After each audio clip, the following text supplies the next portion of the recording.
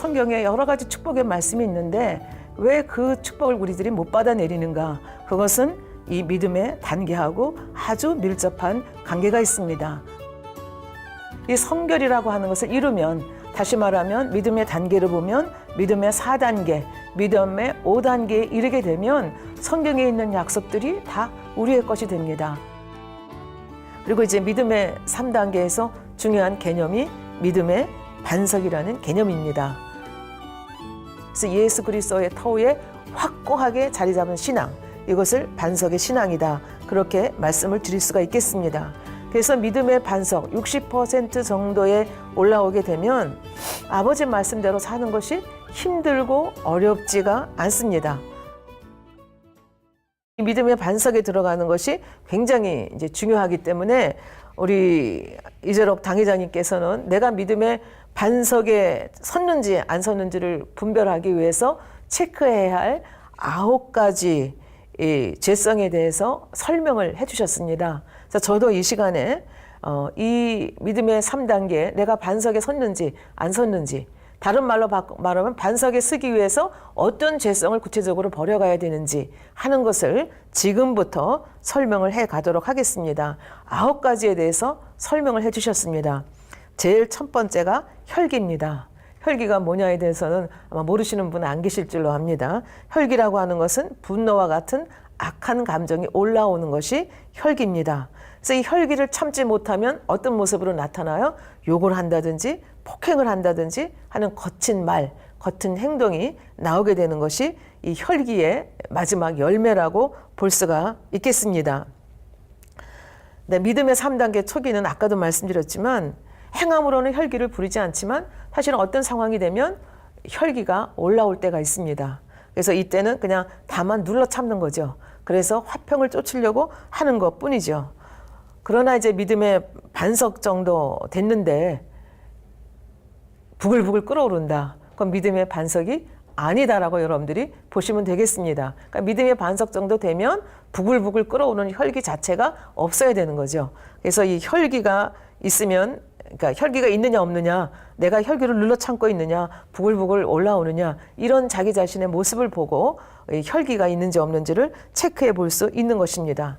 그런데 이제 신앙생활을 오래 하시다 보면 혈기가 있음에도 불구하고 다른 사람이 봤을 때 저분은 왜 저렇게 혈기를 낼까, 그렇게 생각함에도 불구하고 이제 자기를 합리화시키고 자기가 내는 혈기를 포장해 버리는 경우가 있습니다. 예를 들면 이건 혈기가 아니야, 이건 짜증내고 화내는 것이 아니야, 상대를 내가 깨우쳐지기 위해서 지금 이렇게 하는 거야, 이렇게 말을 한다든지, 이거는 우리 주님도 성서에서 그 비둘기 팔고 돈 환전하는 사람들 내쫓았잖아, 그 의분 내신 것처럼 이것도 의분이야, 이렇게 자기를 정당화하는 모습을 볼 수가 있습니다. 그러나 이것이 정말 의분인지 아니면 깨우쳐주기 위해서 했는지 그거는 자기 자신이 가장 잘 압니다. 그리고 아버지 하나님께서 가장 잘 압니다. 그러니까 짜증 섞인 말이나 감정 섞인 말을 툭툭 던진다. 그러면 이런 모습을 가지고 있는 사람은 아직은 반석과는 거리가 멀다, 이렇게 생각을 하시면 되겠습니다. 두 번째, 우리가 내 자신 속에 내가 반석에 들어갔는지 안 들어갔는지를 체크할 수 있는 두 번째 죄성은 감정이라는 죄성입니다. 이 감정은 물론 나쁜 감정을 말씀을 드리는 거죠. 그래서 감정이라고 하는 것은 혈기보다는 좀 더 범위가 넓은 그런 개념이라고 볼 수가 있겠는데요. 마음 안에 있는 다양한 비진리가 느낌과 함께 올라오는 것이 감정이다, 이렇게 정의를 내릴 수가 있겠습니다. 그래서 이 감정이라고 하는 것이 여러 가지 육신의 일로 표현이 될 수가 있습니다. 근데 그 중에서 다 설명드릴 수는 없고 두 가지 대표적인 감정에 대해서 이 시간 설명을 드리도록 하겠습니다. 제일 첫 번째는 불편함이라는 감정입니다. 가령 누군가가 나한테 애매한 말을 했다, 아니면은 나는 별로 받을 준비가 안 돼 있는데 지적하고 책망을 했다. 그래서 내 마음이 그 지적 때문에 그 책망 때문에 내 마음에 불편함이 생겼다. 그러면 이거는 아직도 내 마음에 감정이 있다는 얘기가 됩니다. 저 며느리가 나를 좀 잘 섬겨줬으면 좋겠는데, 저 아내가 나를 좀 섬겨줬으면 좋겠는데 내가 기대하는 것만큼 섬겨주지 않는다. 내 기대에 어긋나서 내 마음에 불편함이 있다. 며느리에 대한 불편함이 있다. 아내에 대한 불편함이 있다. 남편에 대한 불편함이 있다. 자식에 대한 불편함이 있다. 이것은 감정이 있다는 것이 되겠습니다. 성경 말씀을 기준으로 본다면 오른뺨을 치면 왼뺨도 내주고 속옷을 달라 하면 겉옷도 내어주고 오리를 가자 하면 십리를 동행하라는 것이 우리 아버지 하나님의 뜻입니다. 그런데 뭐 조금 애매한 말 들었다고 해서 뭐 당연히 받아야 할 지적, 책명 받았음에도 불구하고 그거를 불편하게 생각한다. 이런 감정이 있다는 것은 아직 반성과는 거리가 멀다. 이렇게 볼 수가 있겠습니다. 이 서운함이라는 것도 마찬가지죠. 내가 이렇게 열심히 했는데 왜 나를 인정해 주지 않는가? 아니면 내가 이렇게 열이라는 일을 했는데 왜 대가는 5개밖에 안 주는가? 아니면은 애매하게 오해를 받았을 때 마음에 서운한 감정이 들면서 힘이 빠지고 낙심이 돼서 기도할 힘도 안 생기고 사명을 감당할 힘도 안 생긴다. 그러면 이거는 아직까지 이 반석과는 거리가 멀다. 이렇게 볼 수가 있겠습니다. 누가복음 17장 7절부터 10절에 보면 무익한 종에 대한 말씀이 나옵니다. 7절에 보면 너희 중에 네게 밭을 갈거나 양을 치거나 하는 종이 있어 밭에서 돌아오면 저더러 곧 와 앉아서 먹으라 할 자가 있느냐. 그 종이 하루 종일 일하고 왔죠. 근데 주인이 너 수고했다. 내가 밥 차려줄게 밥 먹어. 이런 주인이 없다는 얘기입니다. 오히려 저더러 내 먹을 것을 예비하고 띠를 띠고 나의 먹고 마시는 동안에 수종하고 너는 그 다음에 내가 다 먹고 난 다음에 먹어라. 이렇게 하지 않겠느냐. 명한 대로 하였다고 종에게 살해하겠느냐. 이와 같이 너희도 명령받은 것을 행하니 이르기를 우리는 무익한 종이라. 우리가 하여야 할 것을 한 것뿐이라 할지니라. 그러니까 내가 어떤 일을 했다. 교회에서 했다. 집에서 어떤 일을 가족을 위해서 했다 했을 때 남이 알아주지 못하는 것을 속상해하는 것이 아니라 내가 마땅히 아내로서 남편으로서 양떼로서 마땅히 해야 할 일을 했다. 이렇게 생각하면 서운한 감정이 일어날 수가 없다는 얘기죠. 누가 나를 대접하지 않았다고 해서 서운해할 이유가 없다는 얘기가 되겠습니다. 그래서 믿음의 반석 정도 온다 하면 내가 비록 부당한 대우를 받았다 하더라도 그것 때문에 서운해하고 하지는 않는다는 그런 얘기가 되겠습니다. 그런데 성경에 보면 이 서운함 때문에 그 불평하고 서운함 때문에 일을 그르치는 분들이 의외로 많다는 것을 알 수가 있습니다. 그 중에 대표적인 분이 요나라고 하는 선지자를 들 수가 있겠는데요. 요나서를 보면 아버지 하나님께서 요나 선지자에게 아수르, 그때 당시에 이스라엘과는 적국 관계에 있었던 적대국입니다. 그 수도인 니느웨에 가서 니느웨의 멸망을 선포하라 이렇게 말씀을 하십니다. 요나의 입장에서는 아버지 하나님께서 선포하라 한 그대로 니느웨가 망했으면 좋겠습니다. 왜? 이스라엘을 너무나 괴롭게 하는 적대국이었기 때문에 그렇습니다. 그런데 이 명령을 듣고 이상하게도 요나는 니느웨로 가지 않습니다. 니느웨와는 반대인 다시스로 도망을 가는 모습을 볼 수가 있습니다. 그러면 왜 니느웨로 가지 않고 다시스로 갔을까? 이런 생각을 할 수가 있겠는데요. 니느웨 그 요나 선지자는 선지자였기 때문에 니느웨에 가서 멸망을 선포했을 때 혹시라도 니느웨 백성들이 회개할까? 그래서 만약에 회개하면 아버지 하나님은 사랑과 긍휼이 많으신 분이라 용서하면 어떡하지? 저들은 망해야 되는데 용서하면 어떡하지? 그런 염려가 됐기 때문에 결국은 니느웨가 망하기를 바라는 간절한 마음이 있었기 때문에 아버지의 명령에 불순종해서 거꾸로 다시 쓸어가는 모습을 볼 수가 있습니다. 여러분들이 잘 아시지 아버지 하나님께서 불순종하는 요나를 결국은 바다에 던지시게 하고 큰 고기가 물고기 속에서 3일을 버티게 하시죠. 그래서 거기서 회개하고 다시 아버지 하나님께서 한 번의 기회를 더 주셔서 니느웨로 가서 결국은 멸망을 선언하는 장면이 나오게 됩니다. 그런데 이 요나가 걱정하던 일이 벌어졌습니다. 니느웨에 가서 사실 요나는 정성껏 선교를 안 했습니다. 성경에 자세히 읽어보면 3일길이라고 되어 있는데 하루만 다니면서 선교를 했습니다. 무슨 얘기냐? 니느웨가 망한다. 그렇게 하루만 외치고 다녔는데 이상하게도 니느웨에 온 백성이 회개를 하기 시작한 겁니다. 거기다가 왕까지 신하들까지 심지어는 짐승들까지 금식을 시키면서 온 나라가 이 회개의 물결 속에 휩싸이는 것을 봅니다. 그래서 이렇게 하나님께서 멸망하기로 작정하셨지만 그럼에도 불구하고 이 백성들이 이와 같이 짐승까지 금식하면서 회개하는 것을 보고 아버지 하나님께서 이들에 대한 궁일한 마음을 여십니다. 그래서 멸망을 시키기로 했던 그 니느웨를 멸망시키지 않게 됩니다. 요나서 3장 10절에 보면 하나님이 그들의 행한 것, 곧 그 악한 길에서 돌이켜 떠난 것을 감찰하시고 뜻을 돌이키사 그들에게 내리리라 말씀하신 재앙을 내리지 아니하시리라 하시니라 이렇게 말씀하셨습니다. 그럼 이렇게 되면 웬만한 선지자 같으면 하나님 감사합니다. 저들을 저만큼 사랑하시는군요. 이러고 감사의 기도를 올려야 되는데 니느웨는 이렇게 하시는 아버지 하나님에 대해서 불편한 마음이 있었습니다. 서운한 감정이 있었습니다. 근데 얼마나 솔직한지 그것을 아버지 앞에 숨기지 않습니다. 입으로 내뱉는 것을 볼 수가 있습니다. 요나서 4장 1절에 보면 요나가 심히 싫어하고 노하여 아버지 앞에 감히 싫은 내색을 하는 것을 볼 수가 있습니다. 2절에 보면 여호와여 내가 고국에 있을 때 이러하겠다고 말씀하지 아니하였나이까.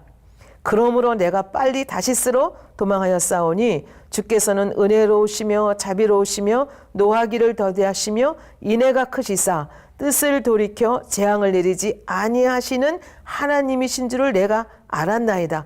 거 봐요. 내가 그렇게 말했잖아요. 그랬더니 하나님 그렇게 했잖아요. 그래서 제가 다시스로 도망가지 않았어요. 그리고 하나님 앞에 항의하는 기도를 하는 것을 볼 수가 있습니다. 여호와여 원컨대 이제 이 생명을 취하소서.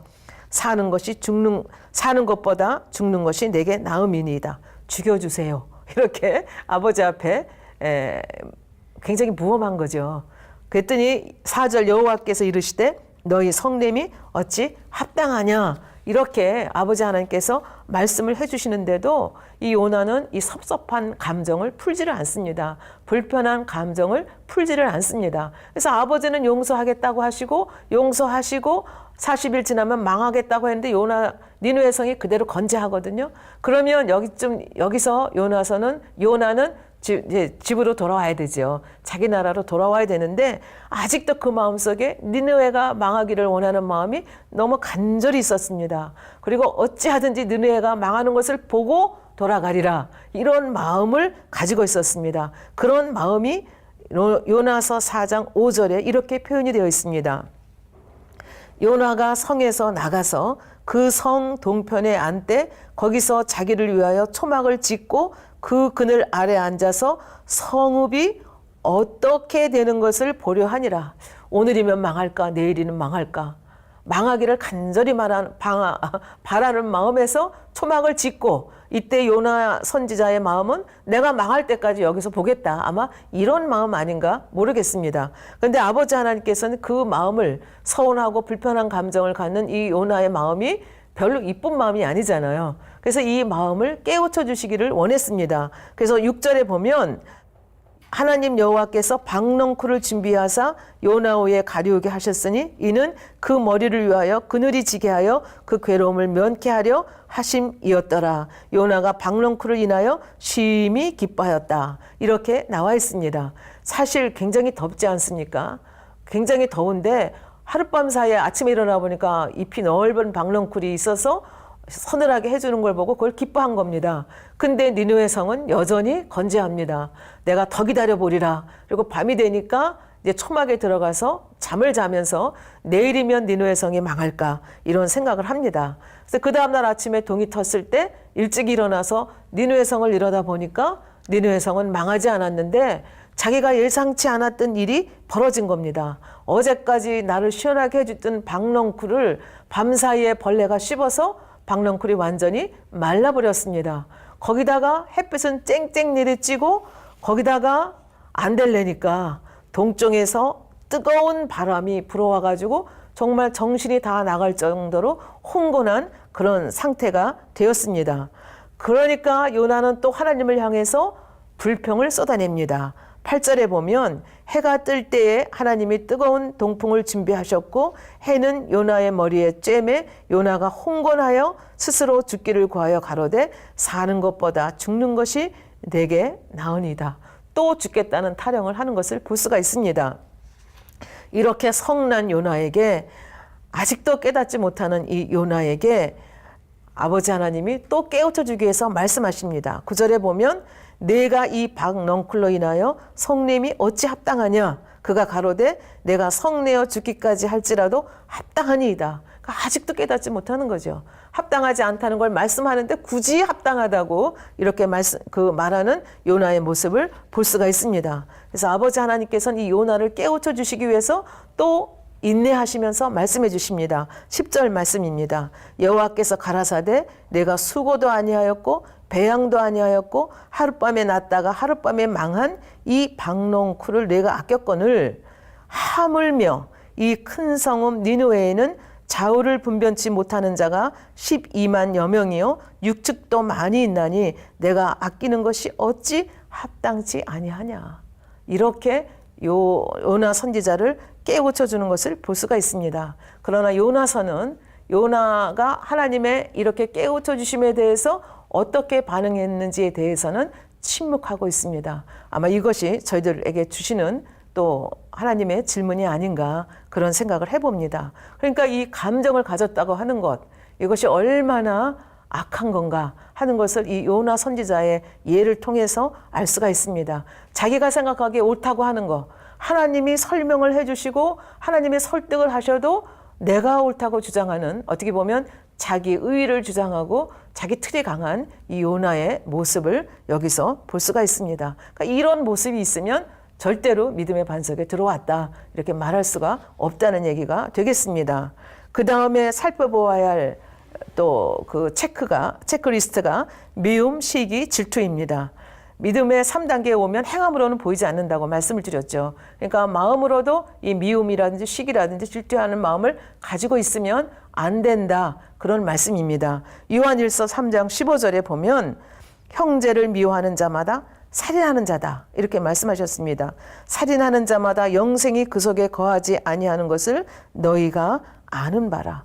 행함으로 살인하지 않았다 할지라도 내가 형제를 마음으로부터 미워하면 그거 자체가 살인하는 것이다. 이렇게 말씀을 하고 있습니다. 그런가 하면 시기, 질투의 마음은 어떻습니까? 잠언 14장 30절 말씀에 보면 시기는 뼈의 썩음이라 이렇게 말씀하고 계십니다. 갈라디아서 5장에 보면 현저한 육체일 중에 시기, 질투가 들어있는 것을 볼 수가 있겠습니다. 똑같이 일했는데 나는 칭찬을 못 받는데 옆에 있는 사람이 칭찬을 받는다. 그랬을 때 여러분 마음속에 시기하는 마음이 있습니까? 질투하는 마음이 있습니까? 그렇다면 여러분들은 아직 믿음의 반석에 서지 못했다는 것을 알 수가 있겠습니다. 누군가 칭찬을 받는 걸 봤을 때 저 사람한테 이런 나쁜 면도 있는데 저 사람의 나쁜 모습이 먼저 떠오릅니까? 그러면 여러분들은 마음속에 시기하고 질투하는 마음이 있는 것입니다. 그러니까 이 시기하고 질투하는 이 마음 자체를 빼버리지 않으면 결과적으로 어떻게 됩니까? 가인과 같이 되는 거죠. 두 형제가 아버지 앞에 제사 드렸는데 동생 거는 받고 형 거는 안 받았죠. 그러니까 가인이 마음속에 왜 내 거는 안 받았지? 그러면서 동생에 대한 시기 질투하는 마음, 미움의 마음이 생겨서 결국 그 마음을 다스리지 못하니까 나중에 행함으로 나와서 인류 최초의 살인자라는 오명을 쓰는 그런 모습을 볼 수가 있습니다. 그래서 시기하는, 옆에 사람이 잘 되는 것에 대해서 같이 기뻐하지 않고 진리와 함께 기뻐하라 말씀하셨지 않습니까? 형제가 잘 되는 것을 같이 기뻐하고 내 부족함이 보인다면 아버지 하나님 저를 도와주세요. 저도 저렇게 잘할 수 있기를 원합니다. 이런 선한 기도를 올려서 자기의 능력을 배양해 가야 되는데 그렇지 않고 저 사람은 저런 나쁜 점이 있는데 왜 저 사람은 나도 똑같이 했는데 왜 저 사람만 칭찬하지? 이런 마음이 든다면 여러분은 반석과는 거리가 멀다. 이렇게 자기를 점검하시면 되겠습니다. 네 번째는 거짓 마음, 속이는 마음이라고 볼 수가 있겠습니다. 왜 거짓합니까? 왜 속입니까? 자기의 유익을 위해서 우리는 거짓말합니다. 속입니다. 예를 들면 어떤 사람은 자기의 공을 드러내기 위해서 거짓 보고를 합니다. 그런 거 하면 어떤 사람은 자기가 잘못한 것을 가리기 위해서 축소하거나 아니면 아예 보고하지 않는 경우를 볼 수가 있습니다. 이것도 거짓이고 저것도 거짓입니다. 자, 잘못이 있다면 어떻게 해요? 그것이 아무리 사소한 것이라 할지라도 솔직하게 인정할 때 이 거짓된 마음, 속이는 마음을 버릴 수 있는 것입니다. 그러나 이것을 인정하지 아니하고 이런저런 마음으로 합리화해 가다 보면 결국은 빼내기가 어렵다는 얘기가 되겠습니다. 그래서 이 거짓 마음, 거짓하는 마음, 이 속이는 마음의 대표 주자로 우리가 생각해 볼 수 있는 것이 가룟 유다라고 볼 수가 있겠습니다. 요한복음 12장 1절부터 3절에 보면 6월절 엿새 전에 예수께서 베다니에 오셨습니다.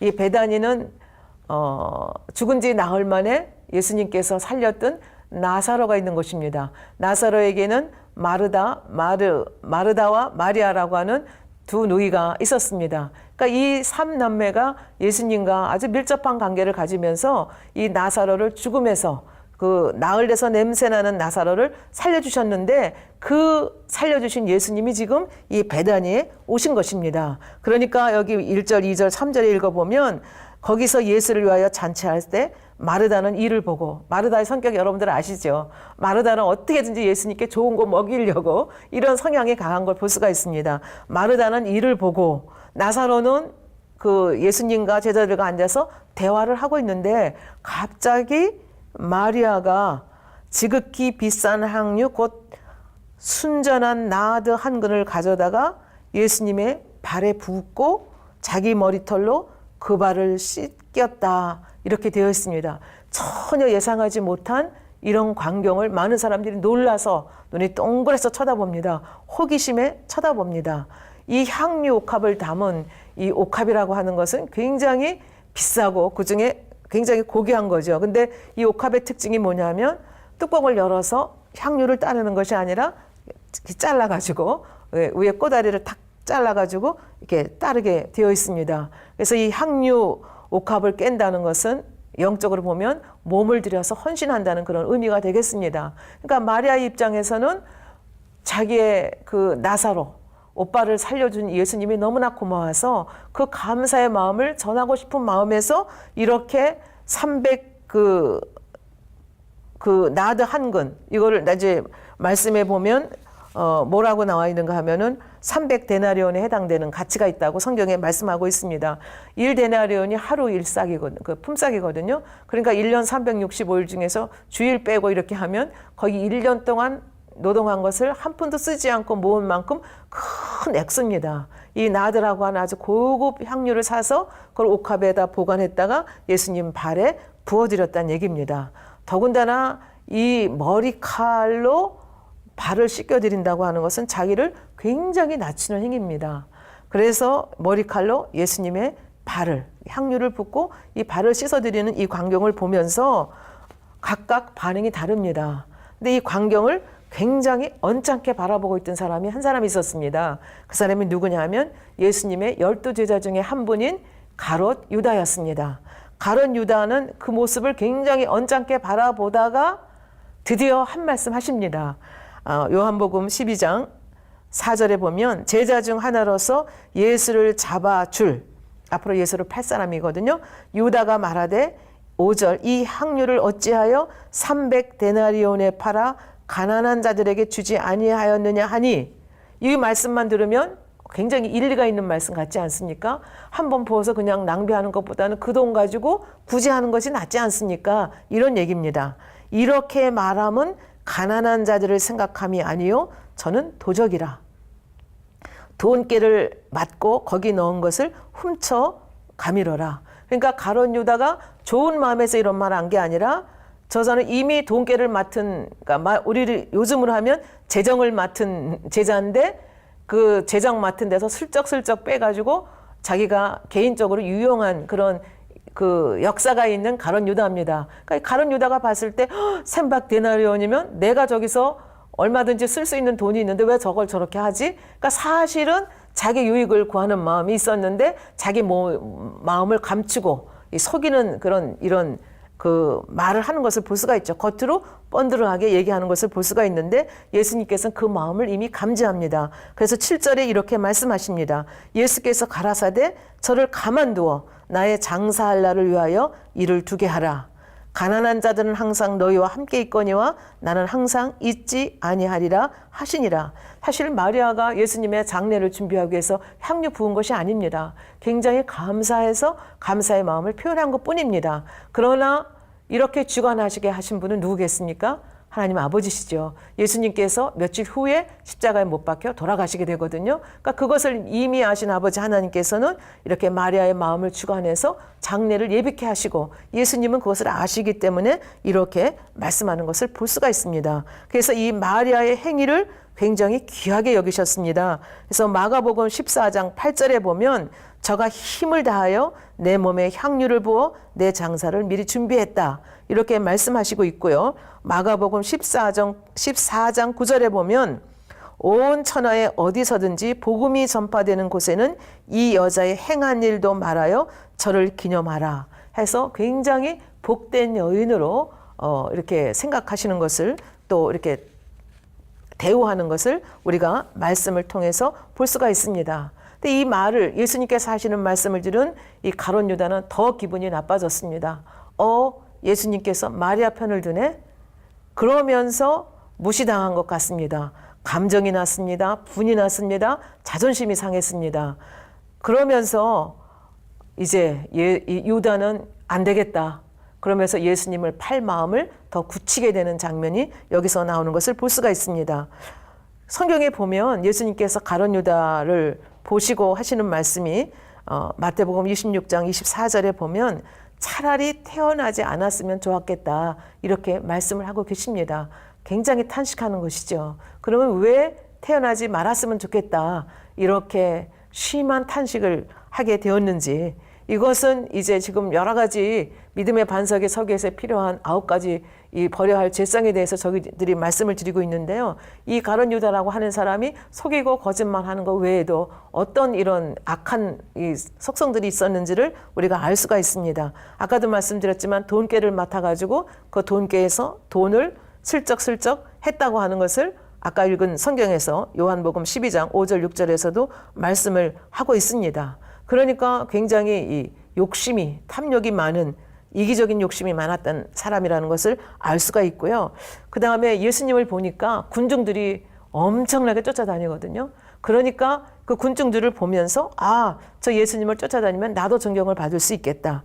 저분이 저렇게 권세를 얻으면 나도 한 자리 할 수 있겠다. 이런 얄팍한 계산이 깔려져 있었습니다. 그런데 점점 시간이 지나면서 보니까 대제사장이나 바리새인들에게 미움을 샀고 굉장히 자기가 생각한 거와는 다른 방향으로 흘러가고 있고 더군다나 이 여러 사람 앞에서 이 마리아 편을 들면서 자기 자존심을 상하게 한 그 예수님을 보면서 감정의 골이 점점 이렇게 깊어가는 것을 볼 수가 있습니다.